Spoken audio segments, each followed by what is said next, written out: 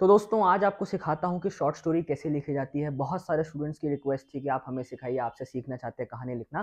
तो देखिए दुनिया के अंदर जितनी कहानियाँ हैं दोस्तों, उनका बेसिकली ये 3 स्ट्रक्चर का ढाँचा होता है। आप भी ये ढाँचा सीख लीजिए, अपनी कहानी में 3 चीज़ें डाल दीजिए, आपकी बढ़िया शॉर्ट स्टोरी तैयार हो जाएगी जो आपको एग्ज़ाम्स के लिए लिखनी है।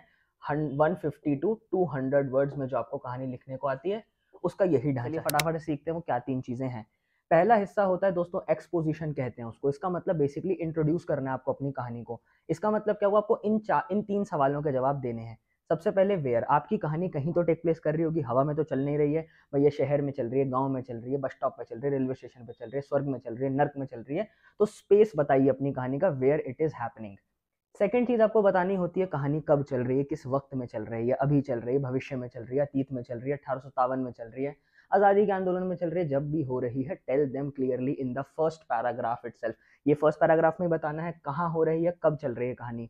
एक चीज़ बता दूँ यहाँ पर डिस्क्लेमर, बहुत सारे लोगों ने ये झूठ फैला रखा है कि कहानी हमेशा पास्ट टेंस में होती है, नहीं। आप चाहें तो आपकी कहानी फ्यूचरिस्टिक भविष्य को भी लेकर हो सकती है, पर किसी वक़्त में तो होनी चाहिए। तो व्हेन आपको बताना है, कब हुई। उसके बाद बहुत इंपॉर्टेंट है आपकी कहानी जो भी हो रही है, किसी के साथ तो हो ही रही होगी, तो बेसिकली आपके कैरेक्टर्स कौन हैं, और जो भी आपके कहानी के कैरेक्टर्स होंगे, मेन कैरेक्टर को आपको फर्स्ट पैरा में ही इंट्रोड्यूस कराना होता है। ऐसा ना हो पूरी कहानी खत्म होने को आई है, साहब आपका मेन हीरो ही एंट्री नहीं ले रहा है, हीरोइन एंट्री नहीं ले रही है। तो बहुत ज़रूरी है आप अपने कैरेक्टर को, जो भी मेन कैरेक्टर है उसको अभी इंट्रोड्यूस कर दीजिए, बल्कि मैं तो कहूँगा आपके बाकी सेकेंडरी कैरेक्टर्स भी जो हैं, जो कहानी को सपोर्ट करेंगे, सपोर्टिंग रोल वाले जो हैं, उनको भी इंट्रोड्यूस कर दीजिए। क्योंकि आप शॉर्ट स्टोरी लिख रहे हैं तो एक टिप दे देता हूँ, अपनी कहानी में मैक्सिमम 3 कैरेक्टर रखिए, उससे ज़्यादा नहीं।